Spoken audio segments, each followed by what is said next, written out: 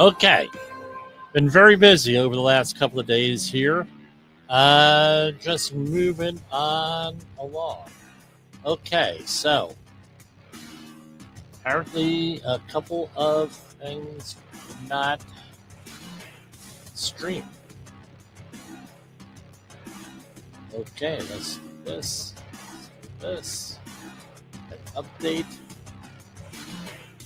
Okay, we have a lot of negative bad weather up here. The last couple of days, and the internet's been glitchy. So hopefully this is recording. If not, we have the audio being recording. Apparently, the podcast did not upload last week, so we're going to get on that, God willing, today. But how's everybody doing out there? Yeah, we cleaned up from the flood. Our 2 bedrooms got flooded. We had to get a new roof. I mean, it's kind of nerve-wracking when you're in our industry and you have the roof redone. It's like, do I want to be home? Do I not want to be home? Do I want to be home? Do I not want to be home? Do I want to be home? Do I not want to be home? Right, sort of thing. But we got a legitimate company. They actually use fall protection. It's incredible, which is a weird thing up here in the Rockland County area because nobody uses fall protection. So a guy came over to me and was, Jimmy, when do you want to do this? I said, well, are you going to do it on like the weekend? And he says to me, what do you mean? And I said, well, on the weekend, because that's usually when all the other work gets done around here on roofs. It's on the weekend because why? OSHA is closed. Now, I got off the phone with a colleague right before airtime here. And a lot of the questions, a lot of people are going through here because of misreporting on the news and words going on, around the job sites and everything. OSHA has been disbanded. Right? And what's that all about? Right? Right? NIOSH has been disbanded. So we're going to review something here. All right. So I'm looking at, and let me share a screen here. Just so we can all be on the same page, so to speak. Right? So here we have from Congress.gov. So this is a U.S. government website in Congress. And here we have a bill called H.R. 86, the NIOSH Act.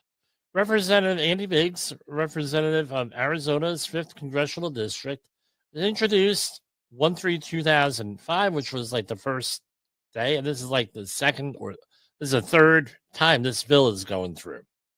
Right, and it's been proposed. So the latest action was referred to the House Committee on Education and Workforce. What? Right? And this is simple. The whole bill is right here. To abolish the Health Administration and for other purposes. The House of Representatives, January 3rd, 2025. I'm going to read the whole bill because it's like less than 100 words. Right. Mr. Biggs of Arizona introduced the following bill, which was referred to the Committee on Education and Workforce. To abolish the Occupational Safety and Health Administration and for the purposes being enacted by the Senate and House of Representatives of the North American Congress assembled. Section 1. This act may be cited as the Nullified Occupational Safety and Health Administrative Act or the NIOSH Act. The Occupational Safety and Health Act of 1970 is repealed. The Occupational Safety and Health Administration is abolished. Real simple bill. So what were the actions? I'm going to click on that tab. Latest action, referred. That's it. So if somebody comes up and tells you the NIOSH Act and it's been blah, blah, blah, well, guess what? It has not gone anywhere with this. It's in committee. It's not on the docket or anything else. So that's item number 1. So, things go around these job sites at workplaces. Oh, we're going to get you you ain't going to have a job, right? Because we ain't going to have no use for you because of the NIOSH Act. It's all a bunch of baloney. Now, last week, I attended the OSHA outreach training class. I believe I talked about this last Thursday. The OSHA outreach instructor reauthorization class over at Rutgers. And this is what this deal is up here, at least in the New Jersey area. Right? There were 11 people in the class, 6 are unemployed. Way it is. It's an issue. Right? So everybody went for the reauthorization things. And guess what? I'm going to be 55 years old this year. I was one of the youngest people in the class. So what's going on? Older people are being phased out here. Maybe I am an older person, right? And this is the kind of stuff that goes on. Now,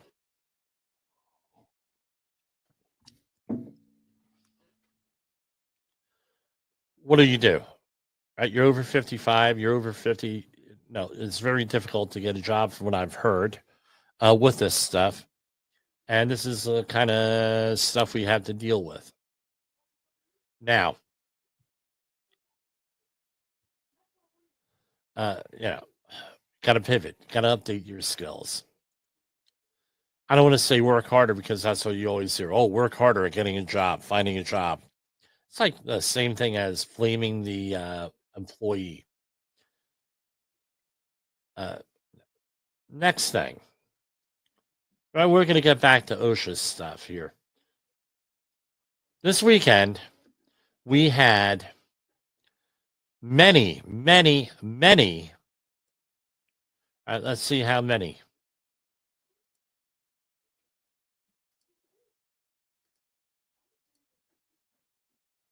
Oh, do they give a number here? Hold on. Where did that article go? This is from CBS Colorado. Thousands brave cold Endeavor anti-Trump protests as a part of a nationwide network of hands-off events. Despite the colder weather on Saturday, thousands showed up at Colorado's state capitol, downtown Denver, to voice their displeasure with the state and nation as part of a network of demonstrations dubbed Hands Off. Now, here's a bigger article from CBS. More than 1,200 hands-off demonstrations were planned by more than 150 groups, including social organizations, labor unions, LGBTQ+. Did I get them all? Get all those letters here? LGBTQ+ advocates, veterans, and elections activists. The protests are taking place in National Mall. Right? And hold on. All right. Right. Yeah, I got distracted here. The protests are taking place in Nashville and Washington, D.C. We are an active thing. People are running in and out. And what is the hands-off movement? Protesters are assailing the Trump administration's moves to fire thousands of federal workers, close Social Security Administration field offices, effectively shutter entire agencies, deport immigrants, scale back protections. And, we've been talking about that here and there with this. Now, this is what I don't get. All right. And this is from MSN, opinion by Mandy Taheri. I hope I'm pronouncing that right. Major anti-Trump hands-off protests erupt across Europe. Thousands of demonstrators are taking part in global hands-off protests against President Donald Trump and his top advisor, billionaire Elon Musk, with hundreds rallying in about a dozen cities across Europe. Hands Off is a movement and coalition of hundreds of organizations who want the Trump administration, including Musk, who has the Department of Government Efficiency, to take their hands off of Social Security, federal jobs, Medicaid, and more. Trump said in a February Fox News interview that Social Security, Medicare, Medicaid benefits will not be touched unless there's fraud or something.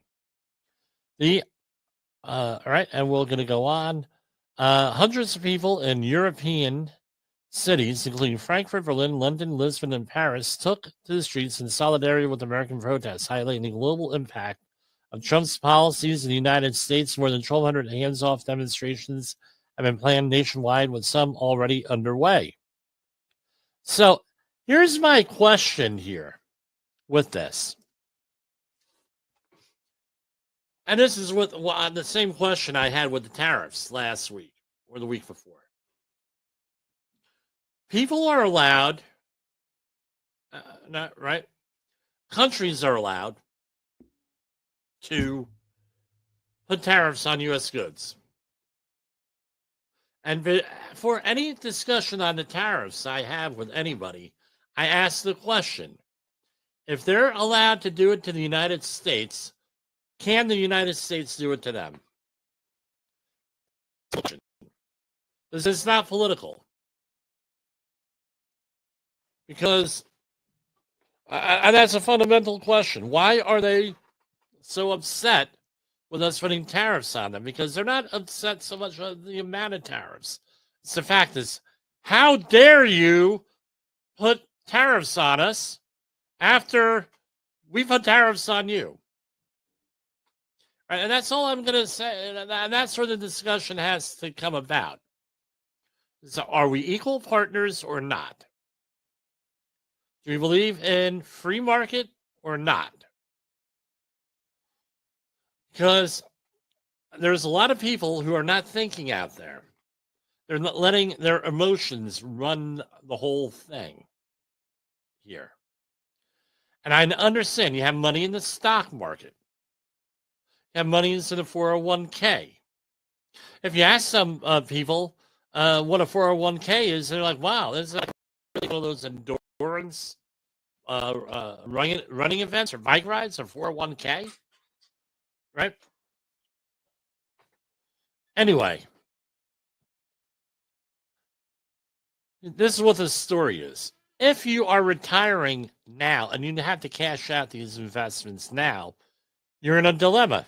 Do I wait to retire? What do I do with it? Do I not take money, blah, blah, blah? Or do I continue to work and all this other stuff? Because right as of now, the unemployment rate is holding steady. If things work out with Trump, things are, going to go up. Here's the other thing. Why are you 25 years old? And this is what the conversation we had this weekend with one of the groups I'm involved with.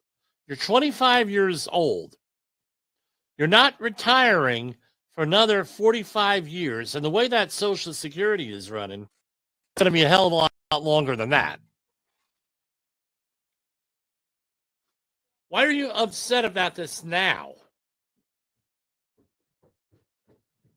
The market goes down, the market goes up. You got to be you're a long-term investor here. What's going to be done in the future? We've been screaming about a correction here for about 15 years that the market's overvalued. There's going to be a correction and it's going to hurt. In 2009, when I ran for office, I had none other than the great Murray Sabrin, who has graced the airwaves here at Safety FM, talking about finances. And the way he explained it was real simple. And this was 2009 when he ran for governor of New Jersey. No, I'm sorry. Correction. 2011, I think it was, when he ran for Senate of New Jersey. Right? He had said, let's take care of these problems now. Right? Because now it's not going to be painful. If we keep on delaying any solutions, and he wasn't the only one. You have financial commentators like Peter Schiff, Ron Paul, right, to name two, and the whole talk. Let's take care of this stuff now, for when we. If we delay this, this is going to become a root canal. Well, welcome to the root canal here. Well, this is painful. The other thing is this. we had the Republicans screaming and yelling, we got to reduce the size and scope of federal government. We got to do it. We got to reduce. And we've been hearing this from the time immemorial at this point. Right? So for the people who are just entering into the public discussion the last 5 years, these discussions have been going on since the 1980s. Now, how is this safety related? We're going to get to that here. Because I'm trying to say to people, calm the belief down. That's the safety part here. Okay, so Republicans reduce the size and scope of government. Well, guess what? You have somebody in there reducing the size and scope of government, and you're not happy. Why? Because you were never about reducing the size and scope of government. You were, right? And you're not so much the people now, but the people going back 45 years, they weren't about this. They're all for big government when it comes to their pet projects. And what happened? NAFTA, early 1990s, you had people out there. Well, with NAFTA. Well, all this is a giant sucking sound. That's how Ross Perot had described it. Giant sucking sound towards Canada and Mexico and overseas. All these things are bad. The way things are being managed. And we're going to, right? And then it got worse and worse and worse and worse. Now it's to the point, well, how dare you raise tariffs on us? Now, in 1994, we're going to go the way back machine here. 1994. We had a situation in this country, 1992, because of Ross Perot splitting the vote, the Electoral College with George H.W. Bush, right? What was it? President number 41, right? George H.W. Bush, he split the vote. Bill Clinton got in with not a majority of the vote. It was a 43. Basically, it was 43% of the vote he got. And people were pissed over that, right? I got wrapped up in it. People were pissed. So then you got people donating. And in 94, you had Congress being taken over by the Republicans, the House of Representatives in over 40 years. The Senate in 86 was a majority Republican for one session. That was it. And then it goes back, back to whatever the 40 years was, 1954. All right. So you had a Republican majority in both houses. You had a Democratic president, and that is what that lasted for quite some time. The issue came up from the same cast of characters. You had the Pelosi's, you had all these other people on the same cast of characters you had saying, how dare the Republicans, right? How dare they? And shame on them for taking over both houses of Congress. Now we have a situation here, same thing. How dare they raise tariffs on us? Again, principle, stoicism, calm. So now you're 25 years old, right? And I'm sorry, the brain does not, according to neuroscientists, the brain does not evolve fully and grow up and fully mature until like 25, 26. For some people, it's about 63. But anyway,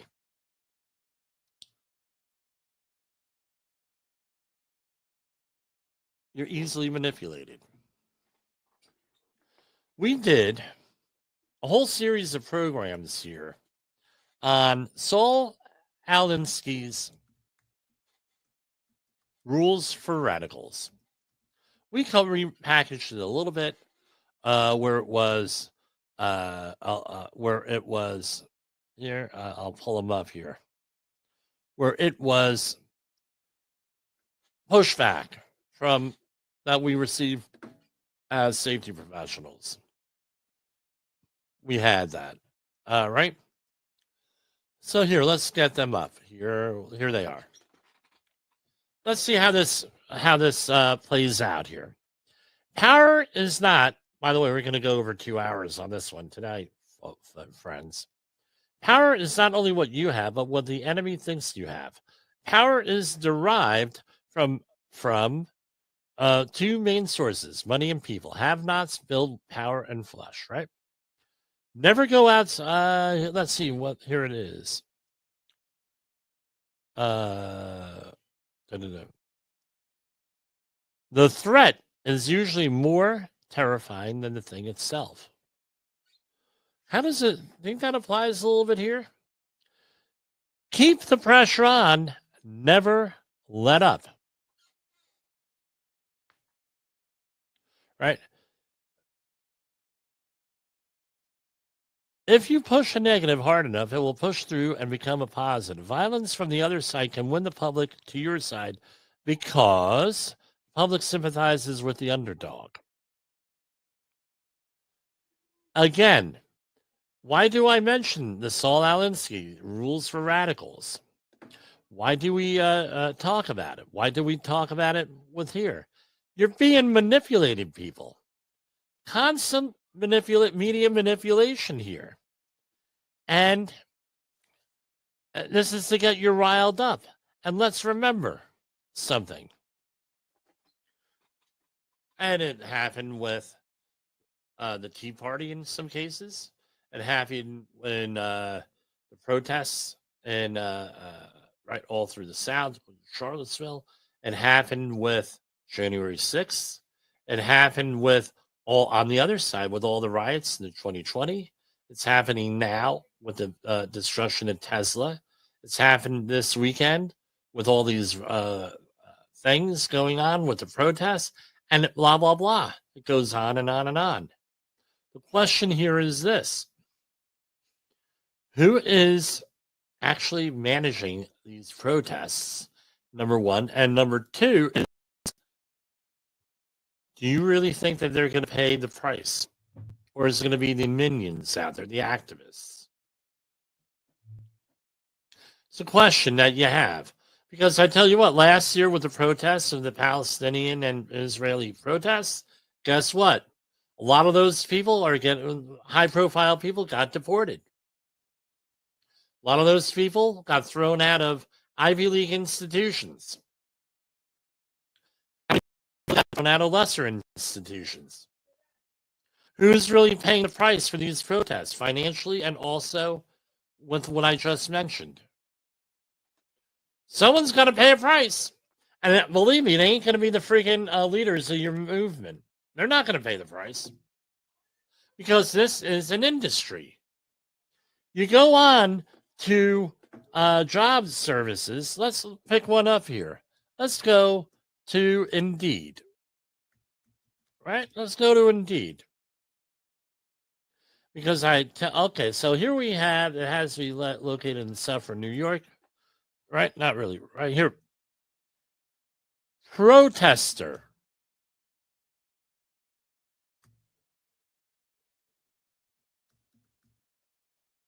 All right. So we're going to enter that in.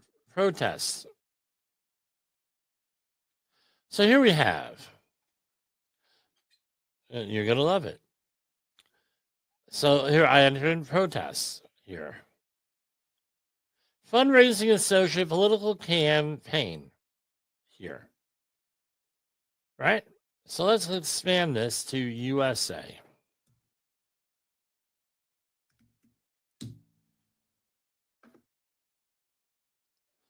Here we have one. Meteor monitor.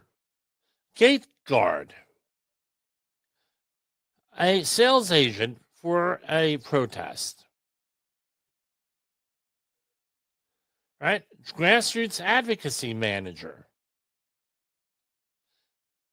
Right? And all different types of stuff here, right, for this.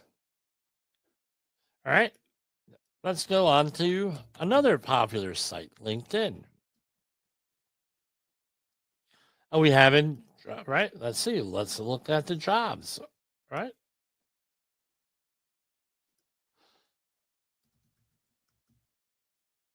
Protester. Hold on. Nothing came up here. So here, hold on. Here you go. let's just do a general search. Paid protester jobs. Paid activist jobs. Okay, here we go. From Indeed. Canvas for a certain nonprofit. $21 to $30 an hour. Summer environmental campaign position. Legislative and political assist, another activist job. Nonprofit FTF fundraiser. I don't know what that is. Female to female? I don't know, but it doesn't look like that. General interest forum from another one. Right? An organizer. A campaign researcher. An advocate. Advocacy for an organizer. All this stuff in here. Paid activists. Community organizer. Let's try what that is. Not really there. But anyway, what's my point here? There are paid people that do this, that organize this stuff. Here's an article from Crowds on Demand. Activism for Hire. How to land a paid protesting job from crowdsondemand.com. With the rise of, and here, I'm not going to go through all this for use. With the rise of digital communication and social media, activism has become more visible and accessible than ever. Alongside the trend, the concept of paid activism has gained traction. Crowds on Demand has capitalized on this trend, offering individuals the chance to participate in protests and demonstrations in exchange for money. Okay, so here I'm going to do this. Hold on.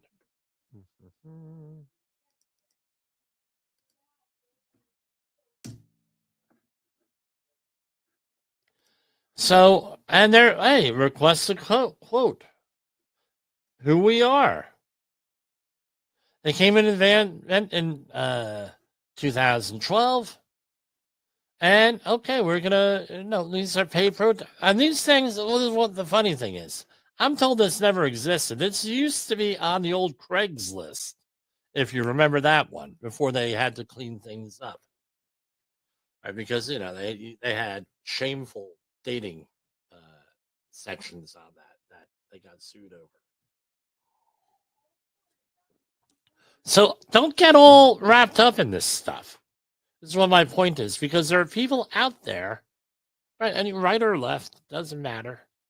There are people out there making money doing the rebel rousing. There's people out there charging for this, right? And this is, again, nothing new. Now, it was pretty accurate, if you recall, the movie. It came out a long time ago, over 20 years ago, The Gangs of New York, with Daniel Day-Lewis and the other guy from Titanic. Name escapes me right now. So, with that, right? So, let's take a commercial break. I went for 30 minutes here. I've like the other wars program here. Let's go. And, of course. From the front lines of the safety war, it's Safety Wars with your host, Jim Posel on Safety FM. Get ready to face the harsh reality. Yes, that's all us facing the harsh reality. Have you listened or watched the Safety War show? It does stream live on the radio and on the streamer-emers that we have. So if you have not taken a listen to Jim Posel and what the hell he's doing every evening with Safety Wars, I would strongly encourage you to take a view or take a listen, whichever option is available for you, and take a listen to what the hell he has going on. It will take some deep dives and some information that you might be interested in.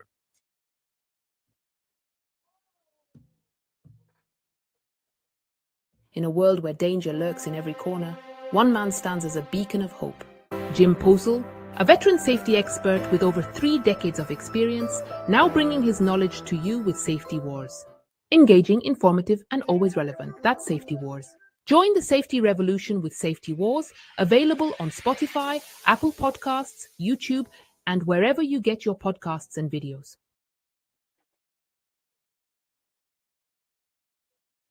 Is your safety training old, stale, and hackneyed? Is your safety trainer still preaching a warped version of behavior-based safety? How about safety training that is designed to actually address and assess your hazards and liabilities and is not standardized baloney from generations ago? Contact the Safety Wars team at safetywars.com or call me, Jim Polzel, at 845-269-5772. Remember, if you are receiving this message, you are the solution to unsafe workplaces. OSHA recordables, catastrophic losses, environmental disasters. You want answers? So do I. This is Jim Polzel with Safety Wars. That's my daddy. So, link this in with the weird things, right? We have with some weird news here. But this one caught my imagination a little bit here. So let's review some of our natural history here. About 25,000 years ago, we had an ice age here. And it took around 15,000 years for things to start to get settled out, ice to get melting, and everything else. Which goes to show you global climate change always happens. Now, what ended up happening here was you had big animals. Right. And what blows my mind is that woolly mammoths were still here when the pyramids were built, right? I've heard that, right? But a lot of the bigger animals that were around during the Ice Age, that were adapted to the Ice Age, went extinct. 3 of them right off the bat. 1, the woolly mammoth. Number 2 was the saber-toothed tiger. Number 3 was the dire wolf. All right. Now, there are skeletons apparently all over the Americas of the dire wolf with this. I don't know if they were in Europe or not. That's probably, hold on, let's do a quick Wikipedia search, right? Like that's accurate.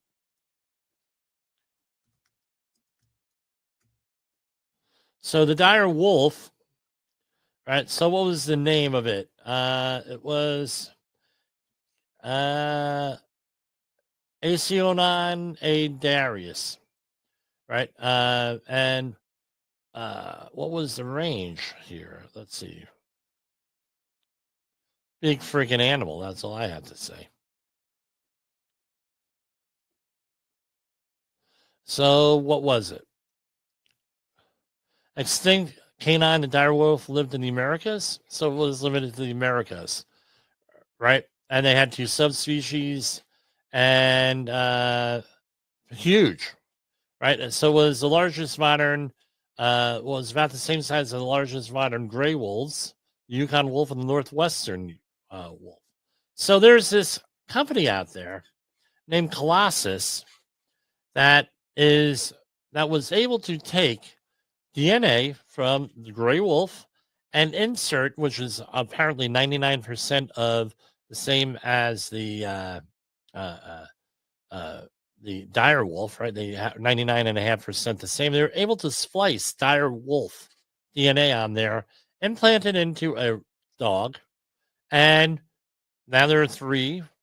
There are 3 pups, right? And they're right? They're back from extinction after 12,000 years. Again, with the dire wolf, right? There are 2, the modern dire wolves, Romulus, I'm reading from Rolling Stone here. Romulus and Remus, must be Star Trek fans, I'm sorry. Born in October, plus the 3rd pup, Khaleesi, born in January, are the results and efforts by bioscience startup Colossal, which launched in 2021. You may know the company for recently producing a headline-grabbing and objectively adorable woolly mice as part of their cornerstone event to bring back the woolly mammoth. The Colossus dire wolf project has since outpaced the mammoth thanks to an abundance of science. Hold on. Tell people, don't call me. I'm on the air.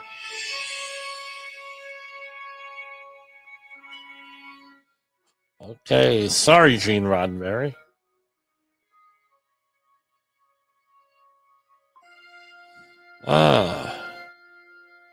Oh, I know I'm going to get dinged for this. That was background. All right. Dire wolf project has since outpaced the mammoth thanks to an abundance of science, both genetic and reproductive, available about dogs compared to elephants. Anyway, gene editing and everything else. And again, no, there's a nice, cute, fuzzy little white animals, and I'm looking here in pictures. The reality here is this: are we playing God? A lot of this stuff, and I know I like animals too. A lot of these animals went extinct for a reason, right? Why not let nature take its course? Why are we messing around with this? I don't know. So let's get on with the safety stuff, and hopefully we're not going to get any more interruptions here.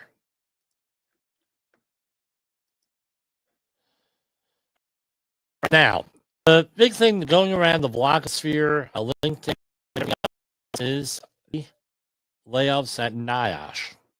So apparently, there were hundreds of people. No, we were looking at different numbers here that received the following notice last week.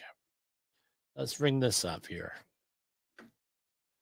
The following notice last week on. Boom, boom, boom. Hold on, folks. And I closed it out. Basically, and I think this is an issue with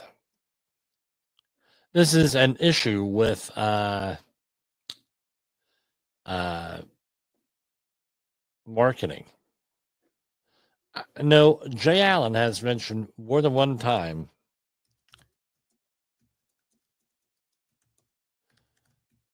that as safety professionals,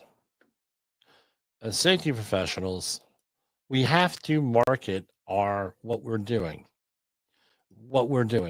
That's why I think, no, and I know people are going to not like me say this. I think Elon Musk's idea of, tell me what you did last week's situation.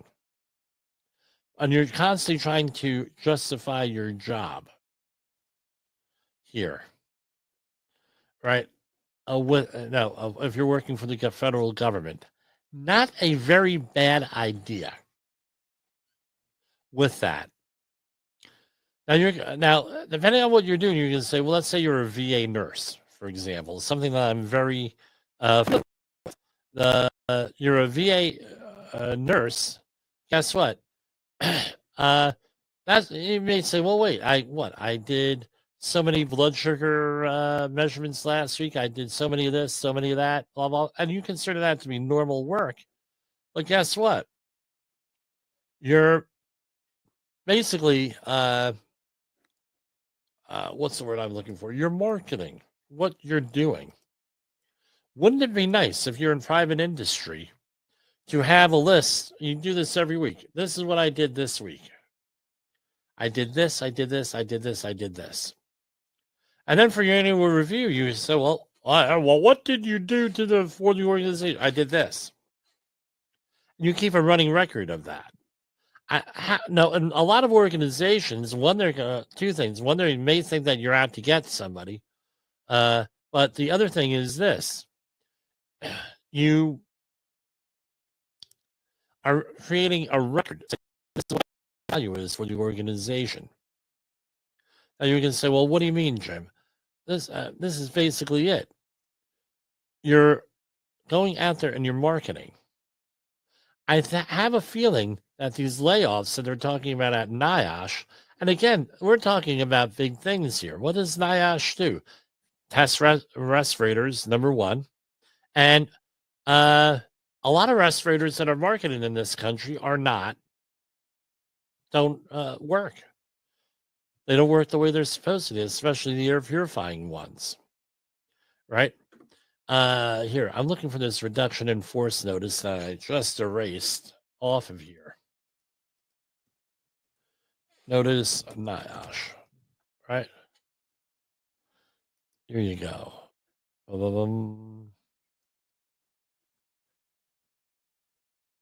Right.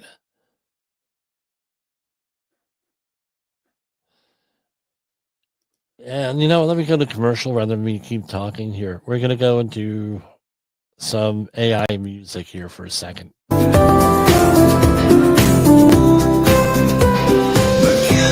birds above our heads, watching secrets and the streets we tread. Beeping lights and wings of chrome, guiding paths as we roam. In New Jersey skies they hover high, whispers carried by the night. Silent judges in the drone, leading us to the unknown. Eyes in the sky, they never sleep. Dreams and secrets they will keep. New Jersey nights feel so surreal when the drones reveal what they conceal.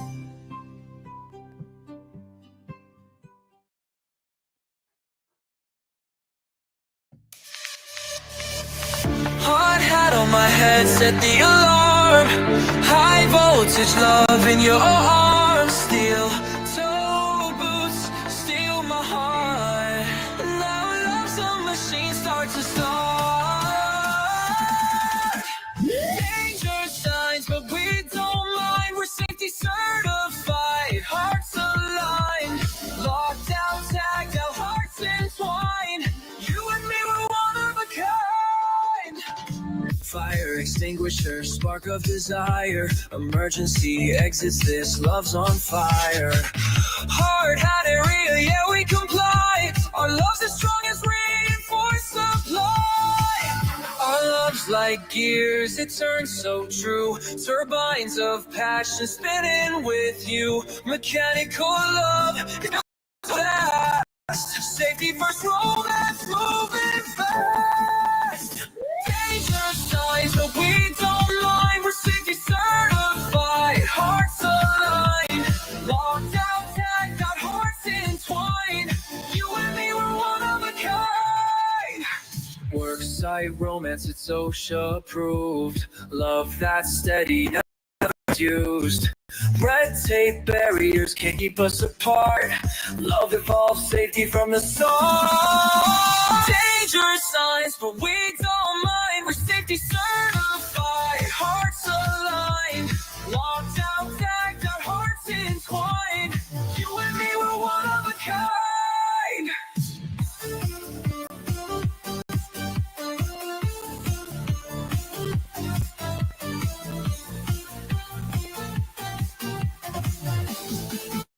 All right, here we go. Sorry about that. So this was sent out to HHS personnel here. As a reduction in force memo. This system for HHS will be conducting RIF in accordance with the Office of Personnel Management, blah, blah, blah, blah, blah. Reason for the RIF has been made in accordance with the executive orders signed by the President on February 11th and the Department of Human Health Services. Effective date. The RIF will take effect on June 30th, with formal notices being issued to affected employees at least 6 days prior to the effective date as required by law. And it gives you the rights and everything else. And they're going to offer assistance and everything else signed by Tom Nagy. Now, let me download that to make sure we got it. All right, so that's the notice that they got. So what does NIOSH do? NIOSH does a lot of stuff. Again, we usually leave it at that they're the research arm of the federal government with occupational safety and health here, but they do a lot. Right, National Protective Personal PPE Technology Laboratory, right? NIOSH's mining program, fire services, right? Where their firefighters, how their health is, all that stuff goes in there. Now, here's the question. Here's what the problem is here. Again, you talk to people on the street. They've heard of the EPA. Everybody's heard of the EPA, right? Environmental protection. A lot of people have heard of OSHA, but being an OSHA outreach trainer, I can tell you not a lot of people were hit by, don't know what OSHA is. So what's my point? People don't know what a lot of these agencies are. Whose fault is that? That's the agency's fault. This is what it is. We could sit here all day long and read press releases from all these organizations. Rarely do I ever see a press release from NIOSH. Rarely do I see a press release from Health and Human Services. They should have been. You got to do. You're a safety professional. Go out and market what you're doing. Talk to the on the organization. Start an internal newsletter. Hey, this is what's going on once a week. Hey, this is what we're doing. Hey, this is what for your own boss. Hey, this is what we accomplished last week. This is not a big deal here. Maybe if people were more aware of what you were doing, then you're less likely to get cut. I'm not blaming the victim here. I'm just explaining reality. Because it seems to me that the agencies that are getting cut are the ones that you've never heard of. Right? I don't know. It's not that I'm disorganized. I closed things that I shouldn't have closed down. Let's finally get over to safety news. OSHA is issuing press releases again. So, U.S. Department of Labor removes Morton Salt Incorporated, Weeks Island Mine, and Mill from MSHA's pattern of violations list. U.S. Department of Labor announcing that MSHA has released Morton Salts Incorporated's Weeks Island Mine and Mill from the agency's pattern of violations designation after demonstrating significant and sustained improvements in safety and compliance. So that the pattern of violations are now salt-free. Right? They're on their DASH diet now. What's the pattern of violations here? Again, there are a lot of different things, measurable improvements. Apparently, they found a lot of bad things. So I'm on the MSHA.gov website. And you know what? I should do a share screen.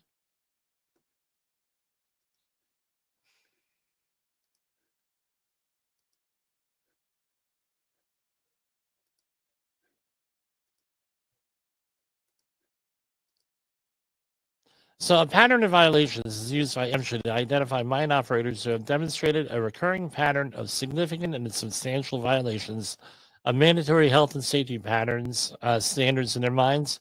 An S&S violation is one that is reasonably likely to result in a serious injury or illness. And what's the determination? At least once a year, MSHA reviews the violation and injury history of each mine to determine whether any meet the established criteria. Right?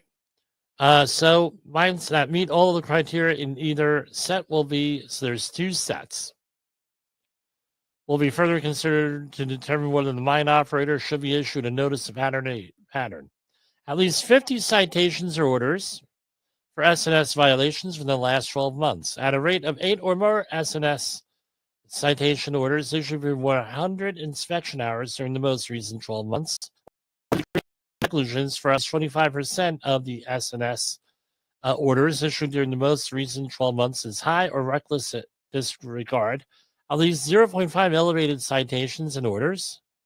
Right, an injury severity measure (SM) for the mine that is greater than the overall industry SM for all mines in the same mine type and classification over the recent 12 months. Right, and with that, so. It's like a severe violator thing under the OSHA parlance. So they got out of it. So, right, they're salt-free there. U.S. Department of Labor reached an agreement with Jamesport roofing contractor John Troyer after a federal investigation determined he violated federal laws, resulting in a teen worker's fatal flaw in March 2023. And one thing here is that, under the agreement, Troyer must pay $290,000, which includes $156,000 plus in OSHA penalties, $15,000 in child labor penalties, and $118,000 in criminal fines. The company will also enroll in Missouri's on-site safety and health consultation program. Again, these press releases do not have the agreements or reports on them. That's a major difference with these and with the Biden administration. And right here we have the labor.mo.gov on-site safety and health consultation. And again, you can get a lot of things here off of this, right? A lot of information. So fire prevention plan. All different links. The fire prevention plans. Right? So it's a good thing with that.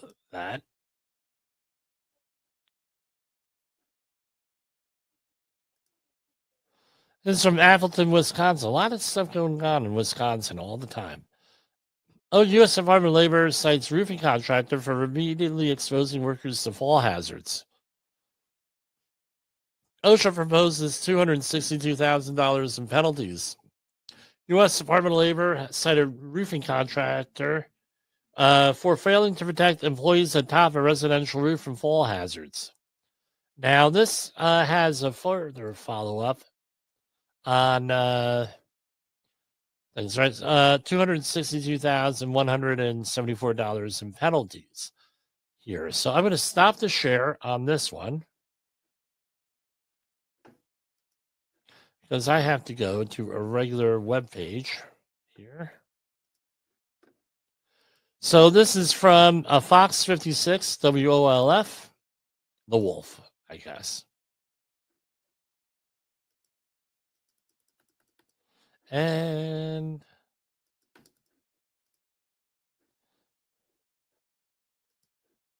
hold on.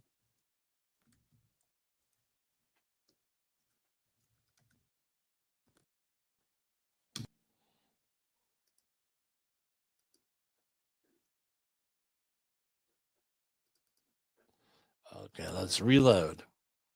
All right, so local roofing contractors cited by OSHA. This is from fox56.com. I have a little bit more detail here. The OSHA say the company was cited for 2 willful violations for lack of fall protection and failure to ensure the use of personal protective equipment, and 10 serious violations for improper labeling, flammable containers, working near energized power circuits, and improper use of ladders. Due to a reported history of violations, the company has also been added to OSHA's severe violators enforcement program.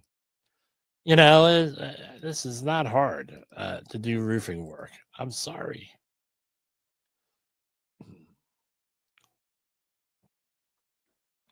Again, here we have with the previous story within out of Jamesport. All right. So this is the one with roofing here. They illegally employ minors in roofing work.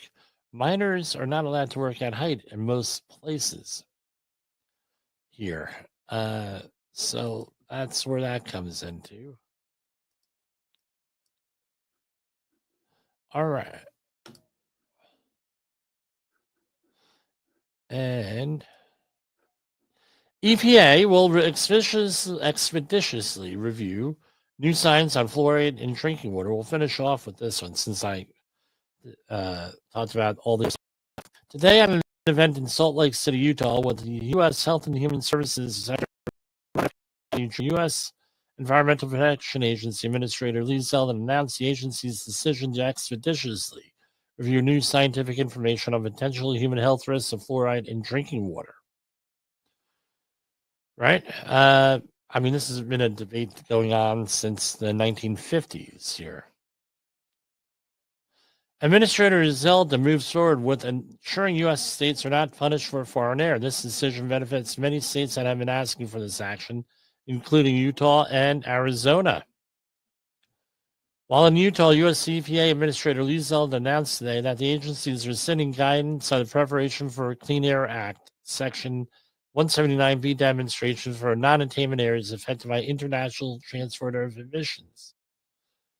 Right, Americans should not be harmed by other countries that do not have the same environmental standards we have in the United States. Today's announcement is a step in the right direction. So this is for regulatory reliefs when an area would have attained national ambient air quality standards, except for international transport emissions. So what two states were these again?